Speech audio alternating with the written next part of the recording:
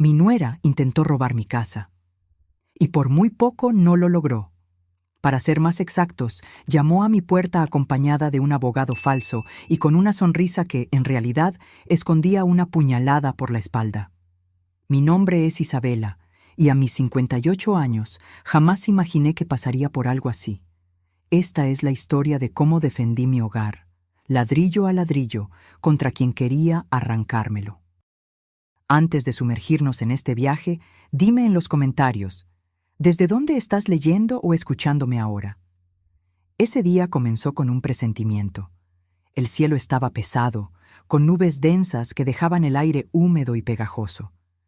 Yo estaba en la cocina, ocupada con las camisas de Mateo. Sí, él ya es un hombre casado, pero para una madre, una nunca deja de cuidar. El silbido de la plancha era el único sonido, hasta que la puerta rechinó. No era el rechinido suave y familiar de Mateo, que siempre llegaba con calma para no perturbar al vecindario.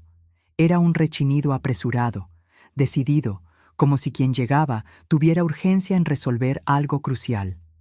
Fui hasta la ventana de la sala y vi el coche de mi hijo. Pero él no estaba solo. Primero, bajó Xochitl, impecable como siempre, con ese aire de quien acaba de salir de un salón de belleza. Llevaba un vestido azul marino que nunca había visto, y el clic de sus tacones en el suelo mojado del garaje sonaba como pequeños martillos.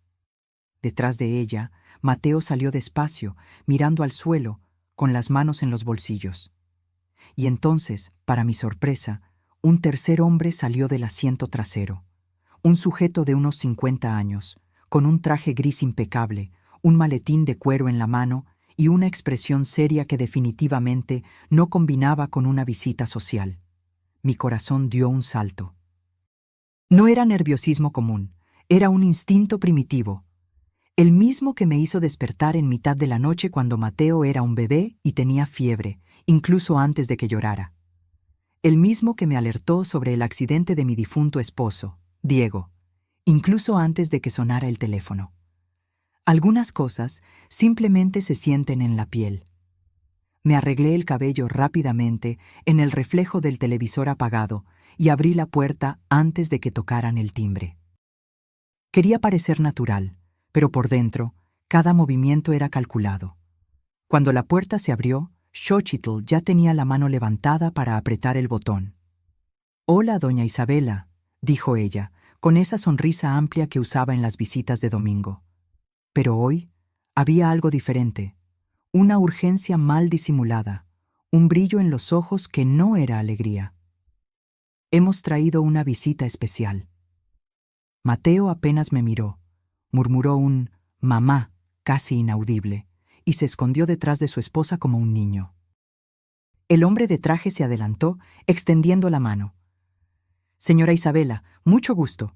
Soy el doctor Ramiro, abogado de la familia. Vine a resolver algunas cuestiones importantes sobre la documentación de la casa».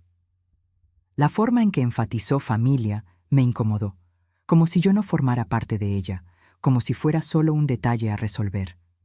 Le estreché la mano con firmeza. Aprendí que un apretón de manos dice mucho de una persona. Las suyas eran blandas y húmedas. No me gustó. «Entren, por favor», invité, abriendo más la puerta. «Qué agradable sorpresa tener visitas una tarde así». Entraron en fila india. Xochitl al frente, evaluando cada mueble y cuadro, el abogado justo detrás, igualmente observador. Mateo por último, arrastrando los pies, visiblemente incómodo. La casa donde vivo fue construida por mi difunto esposo, Diego, hace más de 20 años. Es sencilla, pero sólida. 3 dormitorios, 2 baños, una sala amplia que une estar y comedor, cocina espaciosa y un área de servicio al fondo. No hay lujo aquí, pero cada ladrillo fue asentado con amor y sudor. Diego trabajaba de día en la construcción civil y por la noche levantaba nuestro hogar. «Aquí es donde vamos a envejecer juntos, Isa», decía, con las manos llenas de masa de cemento. «Aquí es donde veremos crecer a nuestro niño». El destino tuvo otros planes, pero la casa quedó, y yo con ella. Los conduje a la sala. Xochitl se tiró en el sofá como si fuera la dueña del lugar, cruzando las piernas y alisándose el vestido. El doctor Ramiro colocó el maletín en el suelo junto al sillón y lo abrió con movimientos precisos.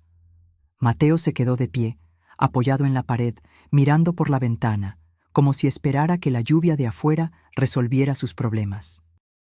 ¿Les ofrezco un café, un té?, pregunté, manteniendo la postura hospitalaria. No se preocupe, doña Isabela, dijo Xochitl, con una prisa mal disimulada. Es mejor ir directo al grano. Tenemos documentos importantes que firmar hoy. La palabra firmar flotó en el aire como un mal presagio. Sentí un escalofrío, pero mantuve la sonrisa. ¿Documentos?, pregunté, todavía de pie. ¿Qué tipo de documentos? El doctor Ramiro carraspeó y sacó una carpeta del maletín. Señora Isabela, hemos conversado con su hijo Mateo y su nuera Xochitl sobre la situación de la casa. Están preocupados por su seguridad, viviendo sola en una casa tan grande. Hemos traído una propuesta muy buena de venta. La forma en que habló fue un golpe disfrazado de gentileza. Conversamos con su hijo, como si yo no formara parte de la conversación sobre mi propia casa. Su seguridad, como si fuera una viejecita incapaz. Propuesta muy buena, como si mi hogar fuera solo un negocio. Miré a Mateo, esperando que dijera algo, que me explicara. Pero él seguía mirando por la ventana, con las orejas rojas, como le pasaba cuando hacía alguna travesura en la infancia. Una propuesta de venta, repetí despacio, saboreando cada palabra, de mi casa. Es lo mejor para todos, doña Isabela, dijo Xochitl, inclinándose con un aire conspiratorio.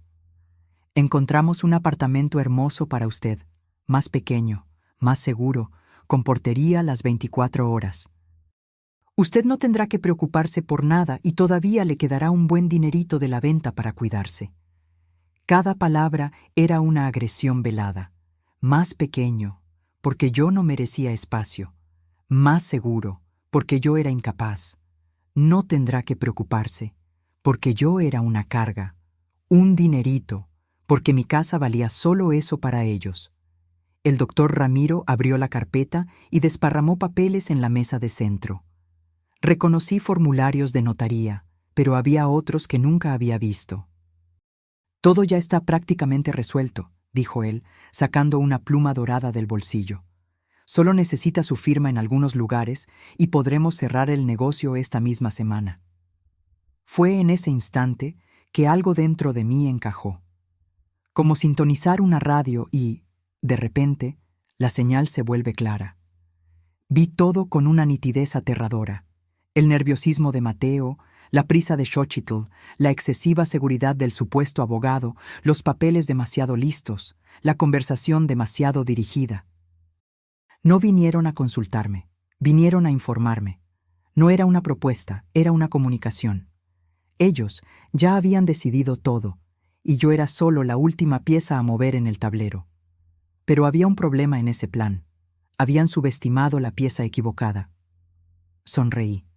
Una sonrisa pequeña, casi imperceptible, pero que cargaba 23 años de vivencias, de lucha, de cuentas pagadas sola, de un hijo criado con uñas y dientes.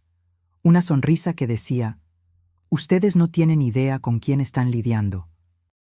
Qué amabilidad la de ustedes, pensar en mí, dije, manteniendo el tono dulce. Pero ¿qué tal ese café primero? Los negocios importantes merecen una hospitalidad adecuada. Xochitl abrió la boca para protestar, pero yo ya estaba camino a la cocina. No acepto un no como respuesta, Mateo. Sabes lo terca que es tu madre. Por primera vez en la tarde, mi hijo esbozó algo parecido a una sonrisa. Triste, avergonzado, pero aún una sonrisa.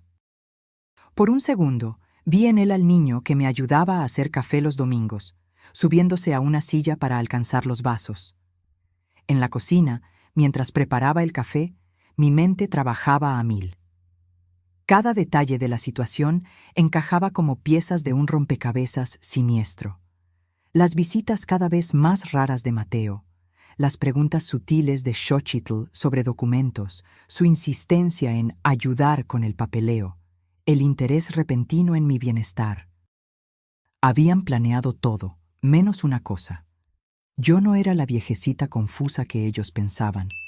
Mientras el café se colaba, toqué el pequeño crucifijo que siempre llevo en el cuello, regalo de Diego en nuestro primer aniversario de bodas. «Protégeme, amor», susurré. «Dame fuerza para lo que viene», porque ahora estaba segura de que la necesitaría mucho. Volví a la sala con la bandeja de café y los encontré en la misma posición. Xochitl tamborileaba los dedos en la mesa, impaciente. El doctor.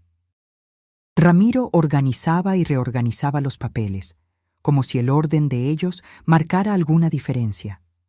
Mateo seguía en la ventana, observando las nubes que se acumulaban. «Aquí tienen», anuncié, colocando la bandeja en la mesa. «Café caliente para una tarde fría». Serví con la calma de quien tiene todo el tiempo del mundo. Cada gesto era calculado, una pequeña demostración de que allí, en esa casa, yo todavía mandaba. Cuando todos tenían sus tazas, me senté en mi sillón favorito, el mismo donde amamanté a Mateo, cosí su ropa y lloré la partida de Diego. Más que un mueble, era un trono construido con amor y resistencia. «Ahora sí», dije, cruzando las manos en el regazo.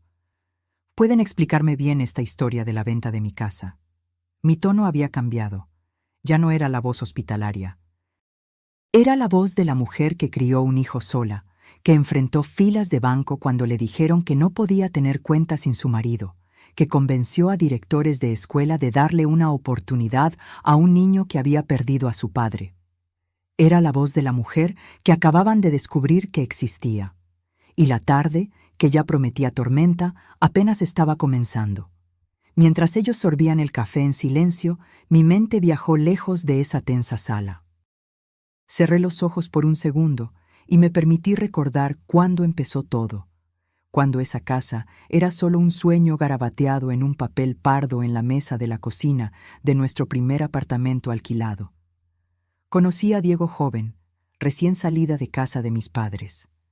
Él era albañil. Tenía manos callosas y una sonrisa que iluminaba cualquier ambiente. No era un galán, pero tenía algo que me hacía sentir segura. Trabajaba duro, se levantaba a las 5 de la mañana y volvía con el uniforme sucio de cemento, pero siempre con una historia divertida de la obra para contarme. «Un día tendremos nuestra propia casa, Isa», decía, dibujando planos imaginarios en el aire con sus dedos sucios. «Una casa que sea nuestra de verdad, donde nadie pueda echarnos». Él sabía lo que era vivir de favor. Criado por su abuela después de que sus padres murieran en un accidente de autobús, Diego pasó la infancia mudándose de casa en casa, siempre dependiendo de la buena voluntad de parientes lejanos. «Nunca más quiero que pases por eso», me decía tomándome la mano. «Nunca más quiero que nuestros hijos sientan que no tienen un lugar en el mundo». Nos casamos en una ceremonia sencilla en la iglesia del barrio. Yo con el vestido de mi hermana, él con un traje prestado del padrino. No teníamos mucho, pero teníamos esperanza y sueños, muchos sueños. Mateo nació 2 años después, un bebé gordito y sonriente que lloraba poco y dormía bien. Diego pasó una semana entera con la foto arrugada en el bolsillo de la camisa, mostrándosela a todos en el trabajo. «Mira a mi hijo», decía orgulloso. «Va a ser ingeniero, va a construir casas mejores que su padre». Cuando Mateo todavía era pequeño, Diego llegó con la noticia que cambiaría nuestras vidas. Había conseguido un terreno. No era grande, ni en el mejor barrio, pero era nuestro, o mejor dicho, sería nuestro después de muchos años de cuotas ajustadas. «Aquí es, Isa», me llevó a ver el lote una tarde de domingo.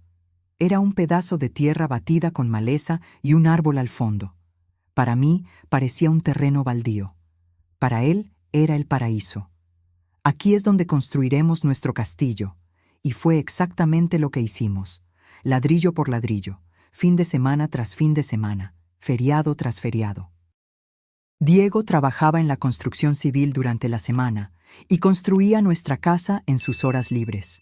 Yo ayudaba como podía, cargando material, preparando mezcla, pintando paredes. Mateo jugaba a nuestro lado, siempre con un casquito amarillo que su padre le dio. Tardamos años en terminar, años de extrema economía, soñando con cada habitación, calculando cada ladrillo. Recuerdo el día en que colocamos la primera puerta. Mateo, aún pequeño, insistió en ser el primero en entrar. «Ahora es nuestra casa de verdad, ¿verdad, mamá?», preguntó, corriendo por las habitaciones vacías. «Ahora nadie puede echarnos».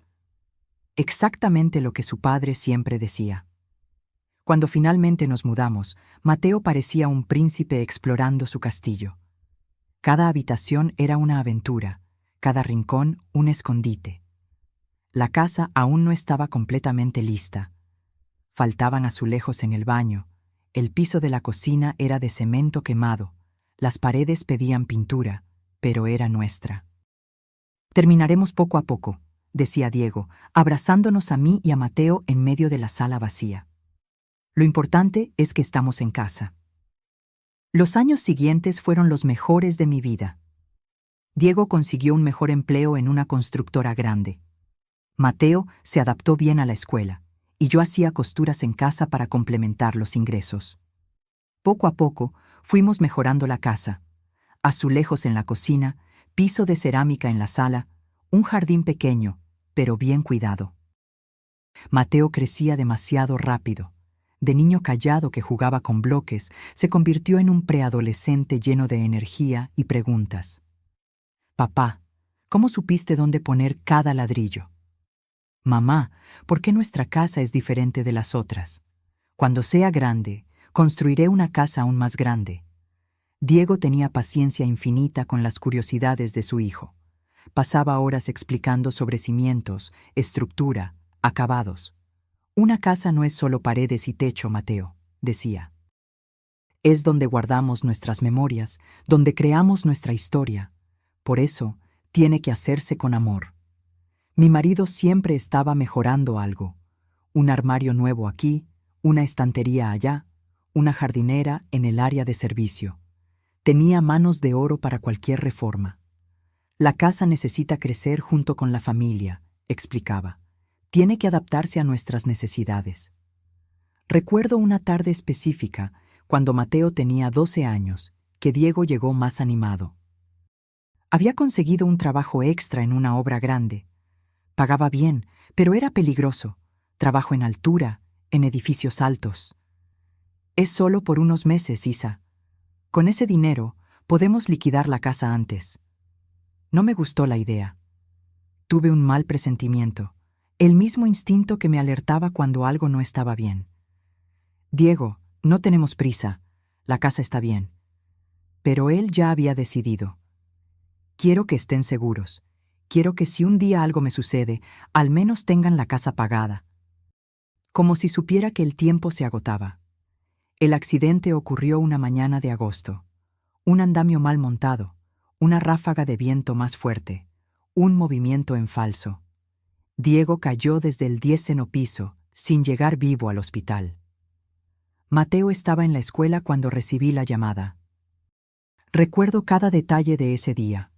El olor a frijoles quemados en la estufa mientras corría al hospital, la expresión del médico cuando me dio la noticia, el silencio en el coche de vuelta.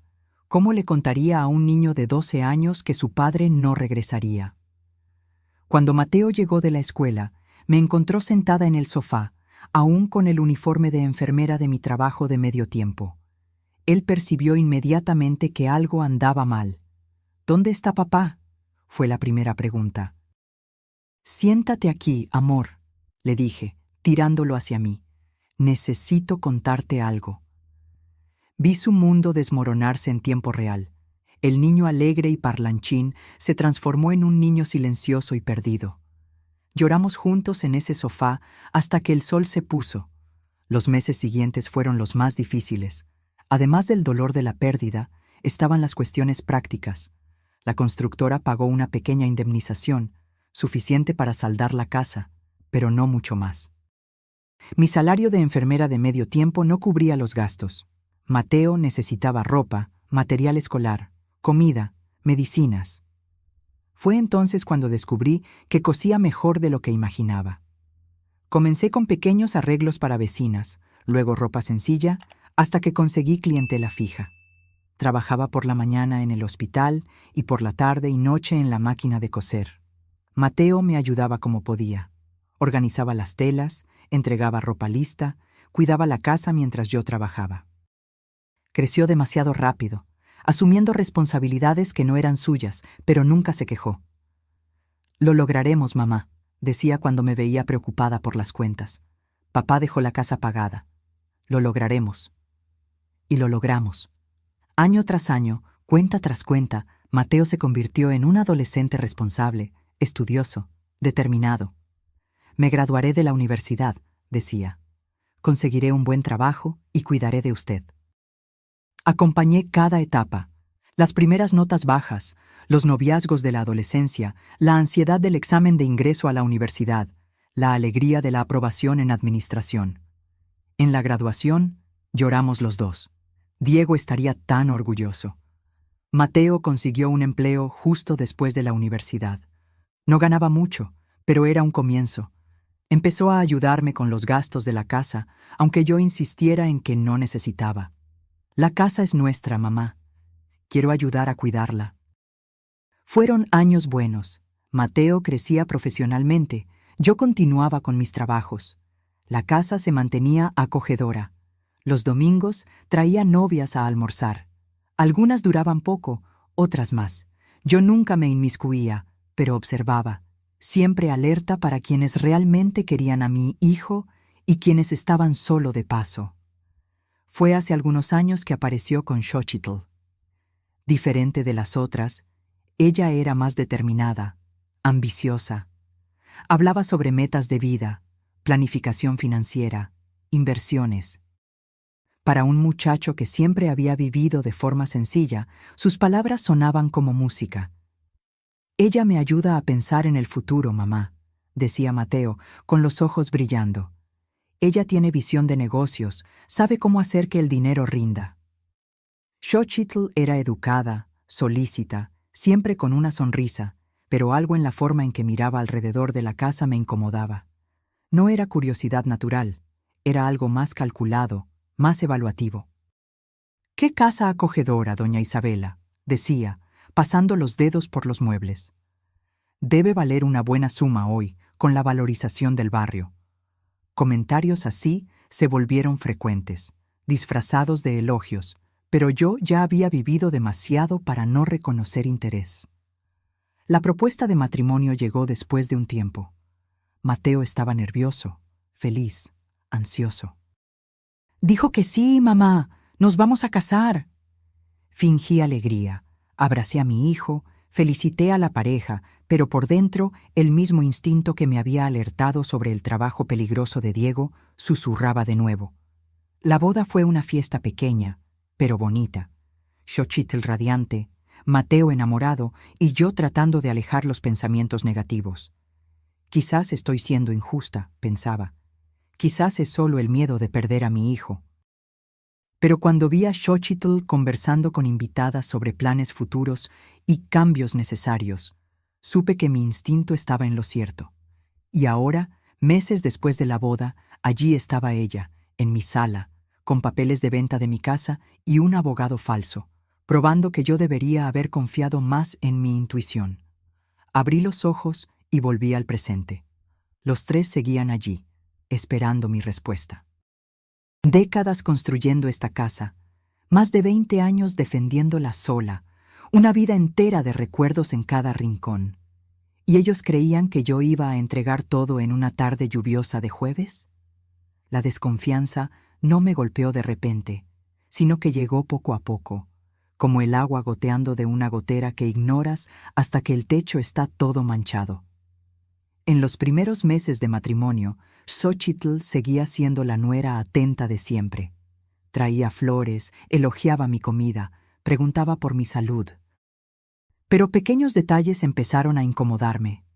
«Doña Isabela, ¿ha pensado en modernizar sus documentos?», preguntó ella una tarde de domingo, mientras tomábamos café en el porche.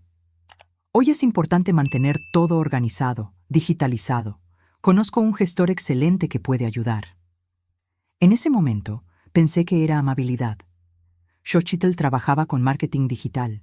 Siempre hablaba de tecnología. Tenía sentido que se preocupara, pero algo en el brillo de sus ojos al mencionar los documentos me puso en alerta. Gracias, querida, pero mis papeles están en orden, respondí, sirviendo más café. Tengo un abogado de confianza desde hace años. Vi una sombra pasar por su rostro, rápida, casi imperceptible, pero estaba allí. Ah, qué bien. Pero si necesita algo, llámeme. Sé lo complicadas que pueden ser estas burocracias para personas de su generación. Personas de mi generación, como si yo fuera una reliquia incapaz de ocuparme de mis propios asuntos. Sus visitas se volvieron más frecuentes y dirigidas.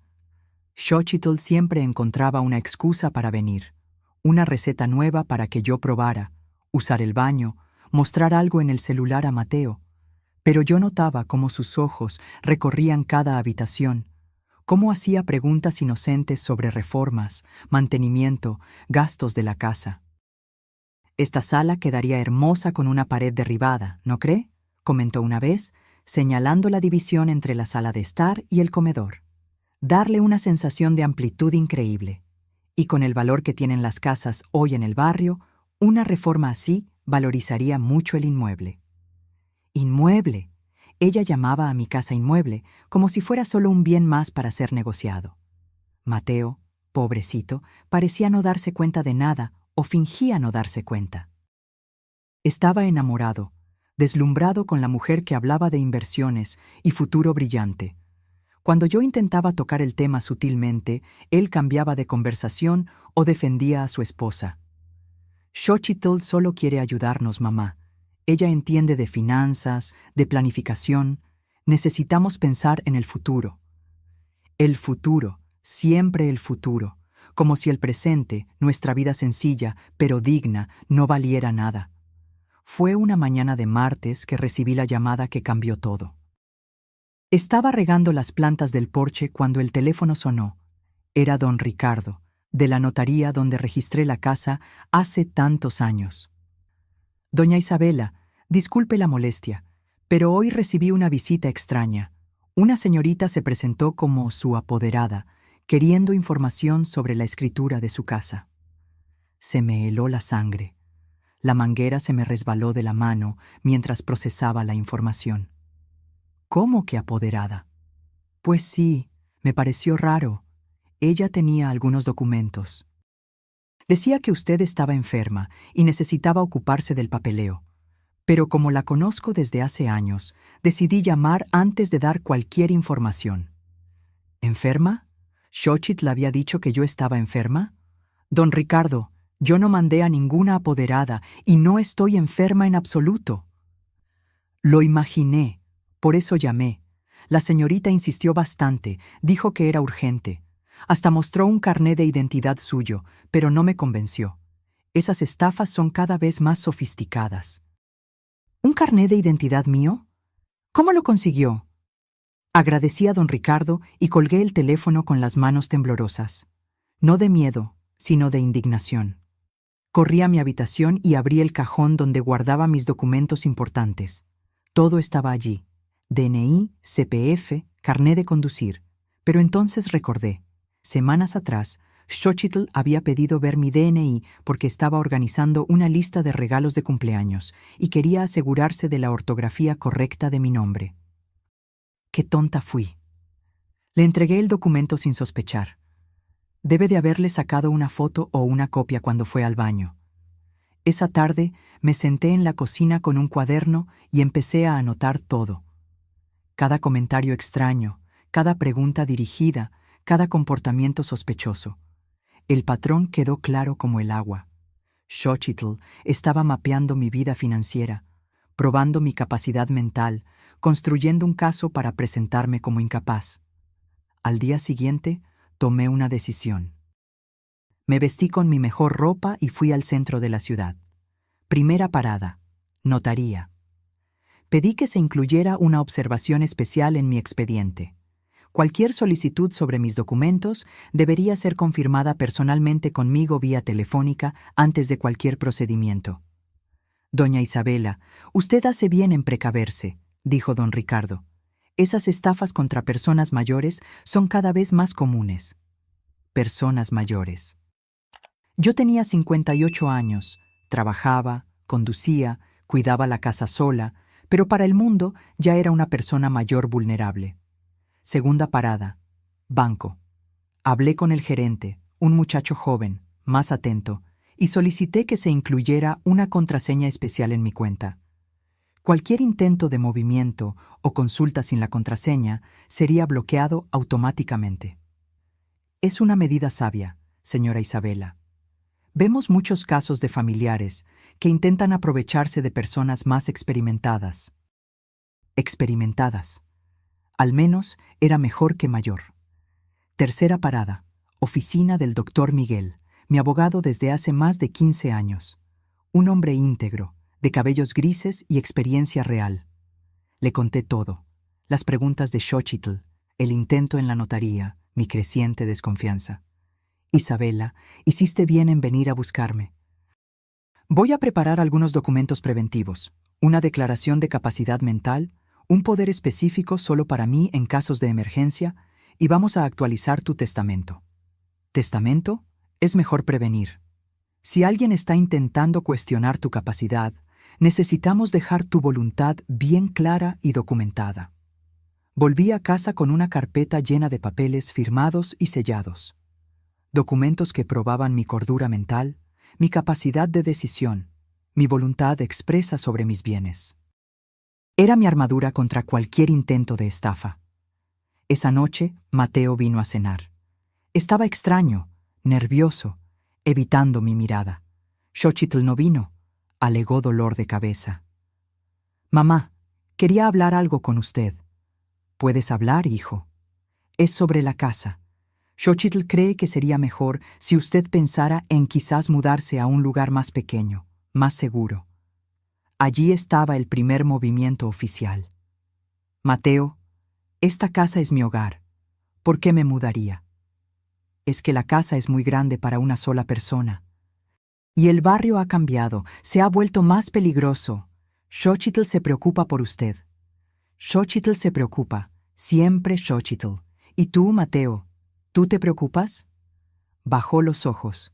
Claro que sí, mamá. Solo queremos lo mejor para usted. Pero no consiguió mirarme a los ojos al decir eso. Después de que se fue, me senté en el porche con una taza de té y observé las estrellas. El aire de la noche estaba fresco, cargado de jazmín del jardín que yo misma planté. Esta casa no era solo un lugar donde vivía. Era el resultado de una vida entera de trabajo, de sueños realizados ladrillo a ladrillo, de recuerdos construidos con amor. Y si Xochitl creía que me lo iba a quitar con charla barata y documentos falsos, estaba muy equivocada. Entonces, dijo Xochitl, golpeando la mesa con las uñas con impaciencia, podemos resolver esto hoy mismo. El doctor Ramiro trajo todos los papeles necesarios. Miré al hombre de traje gris que se acomodaba en el sillón como si fuera el dueño de la situación. Abrió el maletín y sacó una carpeta voluminosa, esparciendo documentos en mi mesa de centro como quien reparte cartas de baraja.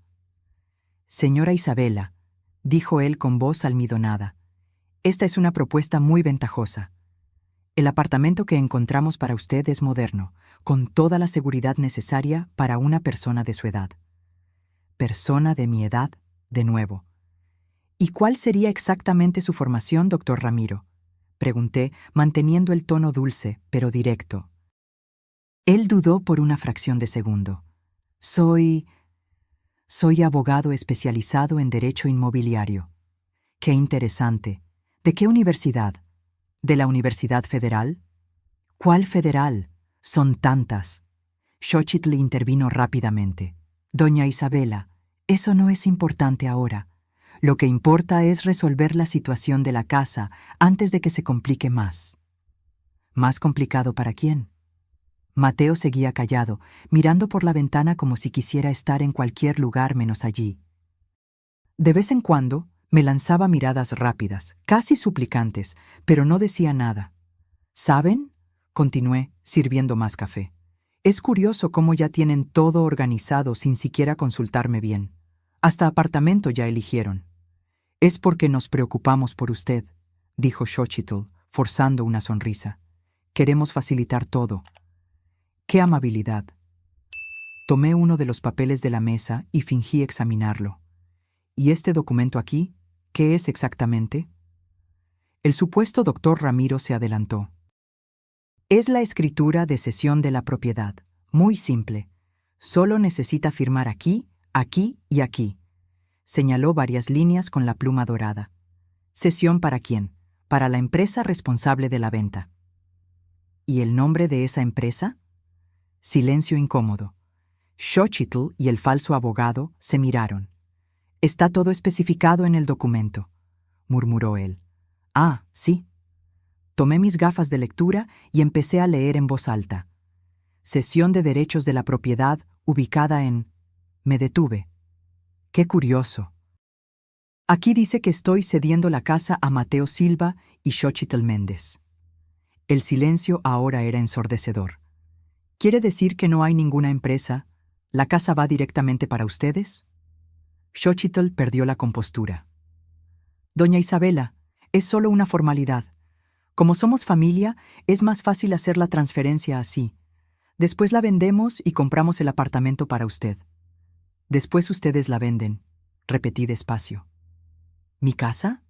Mateo finalmente habló, con voz ronca. Mamá, es la mejor manera. ¡Mateo! Mi voz salió más firme de lo que esperaba. Has estado callado 1 hora. ¿Ahora quieres hablar? Él bajó la cabeza de nuevo. Me levanté y fui al aparador donde guardo algunas cosas importantes. Tomé una carpeta que estaba allí desde hacía semanas, esperando este momento. Ya que ustedes trajeron documentos, dije, volviendo a mi sillón, yo también tengo algunos aquí.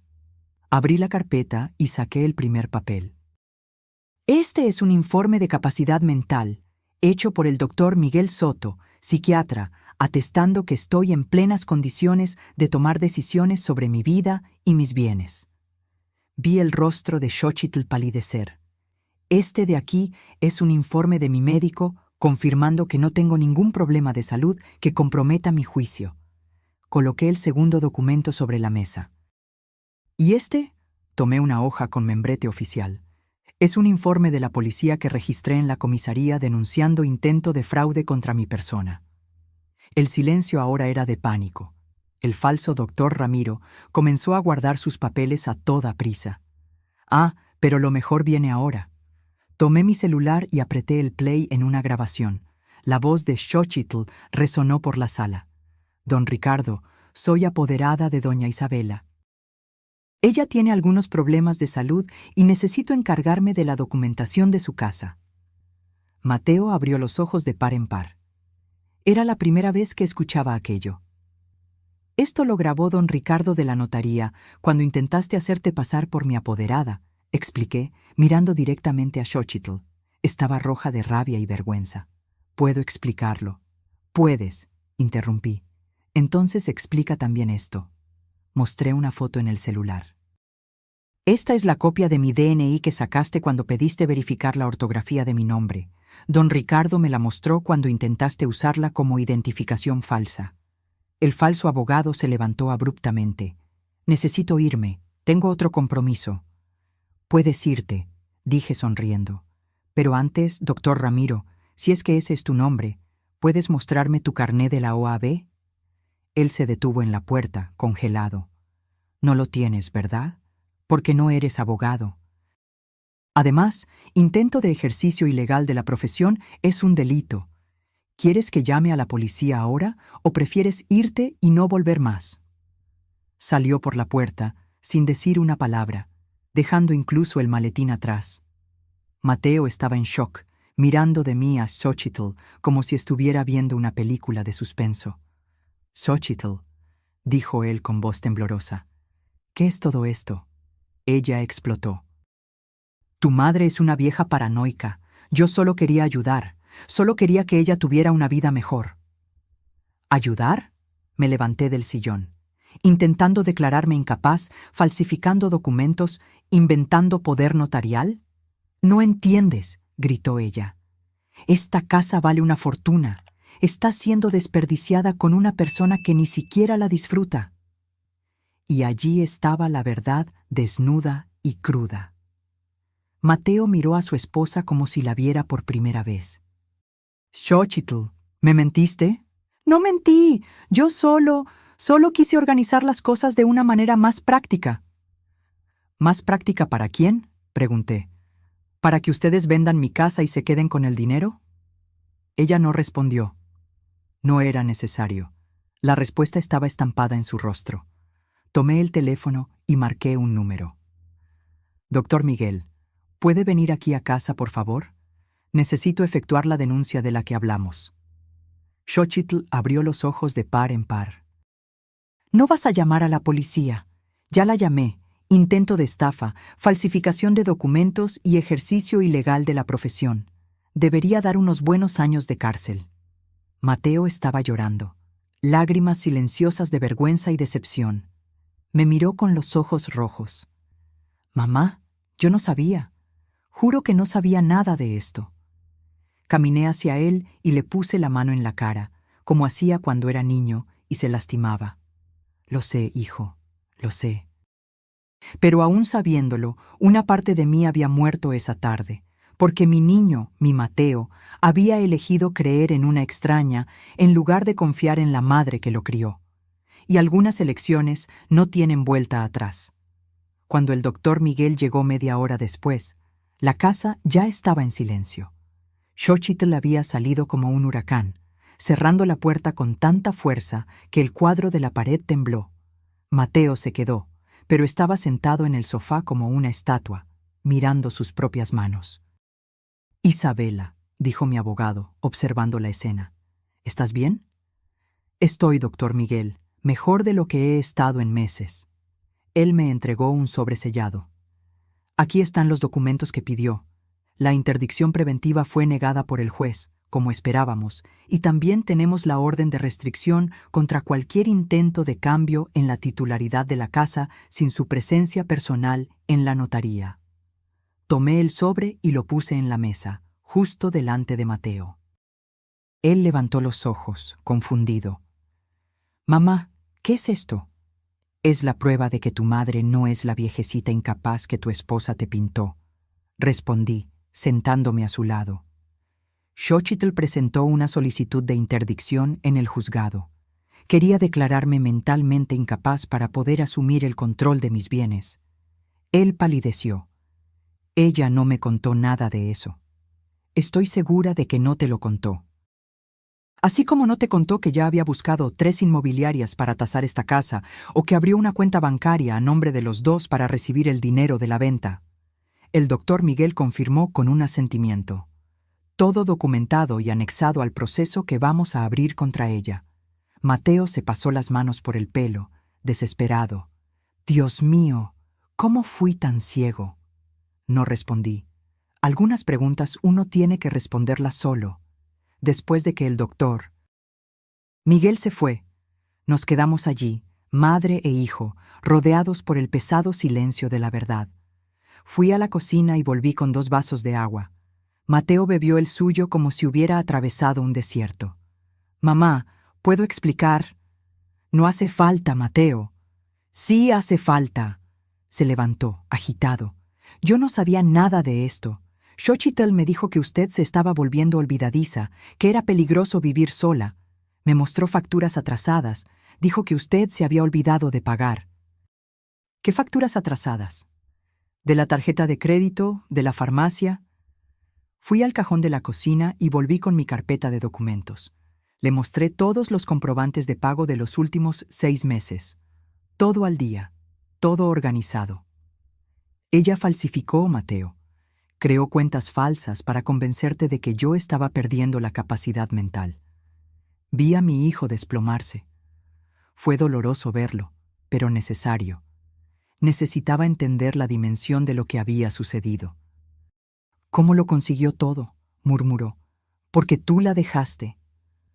Las palabras salieron más duras de lo que pretendía, pero eran verdaderas. Me entregaste en bandeja a ella, Mateo. Cada información que necesitaba, cada detalle sobre mi vida, lo proporcionaste sin cuestionar. Volvió a llorar. Esta vez no eran lágrimas de shock, eran lágrimas de culpa. Lo siento mucho, mamá. Lo siento tanto. Me senté a su lado y le tomé la mano. Todavía eran las manos de mi niño, pero ahora cargaban el peso de elecciones adultas. Mateo, te perdono. Fuiste engañado, manipulado. Xochitl es muy buena en lo que hace, pero yo debería haber desconfiado. Debería haberte protegido en vez de... ¿En vez de qué? Me miró con los ojos llenos de vergüenza. En vez de pensar que eras un estorbo para nuestra felicidad. La honestidad dolió, pero era necesaria. ¿Y ahora?, pregunté. ¿Qué vas a hacer? Mateo permaneció en silencio durante mucho tiempo. Cuando finalmente habló, su voz estaba firme por primera vez en el día. Voy a separarme de ella. No puedo seguir casado con alguien que intentó hacerte esto a ti, a nosotros. Sentí un alivio que no esperaba, pero junto con el alivio vino algo más. La certeza de que las cosas nunca volverían a ser las mismas entre nosotros. ¿Y dónde vas a quedarte? No sé, voy a buscar un apartamento pequeño, algo que pueda pagar solo. Puedes quedarte aquí. Él negó con la cabeza. No, mamá. Necesito reconstruir mi vida. Necesito probarte a ti y a mí que puedo ser un hombre de verdad. Entendí. Era orgullo, pero también sabiduría. Esa noche, después de que Mateo se fue, me senté en el porche con una taza de té y observé mi jardín. Las rosas que había plantado en el primer año de la casa estaban floreciendo. Habían sobrevivido a heladas, sequías, tormentas, al igual que yo. Tomé el teléfono y llamé a mi vecina Sofía. Sofía, ¿puedes venir aquí mañana? Quiero hablarte de algo. Al día siguiente le expliqué todo. Sofía me escuchó en silencio, asintiendo de vez en cuando. Isabela, fuiste muy astuta. Mucha gente en tu situación habría caído en la estafa. No fue astucia, Sofía, fue instinto de supervivencia. En las semanas siguientes, mi vida tomó un rumbo que no esperaba. El proceso contra Xochitl avanzó rápido. Las pruebas eran irrefutables. Fue condenada por intento de estafa y falsificación de documentos. Mateo pidió el divorcio y ella ni siquiera lo impugnó. Estaba demasiado ocupada tratando de no ir a la cárcel. Mi hijo consiguió un apartamento pequeño, pero digno, en el centro de la ciudad. Venía a visitarme una vez por semana, siempre trayendo flores o algún dulce que me gustaba. Nuestras conversaciones eran diferentes ahora, más cautelosas, más respetuosas. Él había aprendido que yo no era solo su madre, era una persona con derechos, voluntades y capacidad de decisión. «Mamá», dijo él en una de esas visitas, «quería pedirle una cosa». «Dime». «Quería aprender a cuidar el jardín como lo hacía papá, como lo hace usted. Creo que necesito entender mejor el valor de las cosas que se construyen despacio». Sonreí. Era la primera señal real de que mi hijo estaba creciendo de verdad. Decidimos que vendría los sábados por la mañana para trabajar juntos en la tierra. No hablábamos mucho durante esas horas, pero había una paz diferente entre nosotros. Él estaba aprendiendo que cuidar de algo es mucho más difícil que vender. 6 meses después del enfrentamiento, recibí una carta inesperada. Era de Xochitl, de la prisión femenina donde cumplía su condena. «Doña Isabela, sé que no tengo derecho a pedirle su perdón, pero quería que supiera que entendí el mal que hice. Usted luchó toda su vida por esa casa y yo intenté quitársela en unas semanas. Fue inhumano». No respondí la carta. No había nada que decir. Una tarde, mientras regaba las plantas, reflexioné sobre todo lo que había sucedido. Xochitl me había enseñado algo importante, que la verdadera fuerza no está en conseguir lo que queremos a toda costa, sino en proteger lo que construimos con dignidad. Mi casa seguía en pie. Mi hijo había vuelto a casa, no físicamente, sino emocionalmente. Y yo había descubierto que, a los 58 años, todavía era capaz de luchar por mí misma. Toqué el crucifijo de Diego y susurré: «Lo logramos, amor. La casa sigue en pie y yo también. Porque al final de cuentas, no importa cuántas tormentas pasen por nuestras vidas. Lo que importa es si aún somos capaces de permanecer de pie cuando pasan. Y yo siempre he sido buena en mantenerme de pie». Si esta historia de coraje y astucia te inspiró, no dejes de darle like a este video. Tu like me ayuda a difundir este mensaje de que nunca es tarde para luchar por lo nuestro. Y si tienes una historia similar o quieres compartir tu opinión, deja un comentario aquí abajo. Me encantará leer cada uno. Para no perderte ninguna de mis próximas historias y seguir acompañando esta jornada de superación, suscríbete al canal y activa la campanita. Así, se te avisará siempre que haya un video nuevo. Juntos somos más fuertes.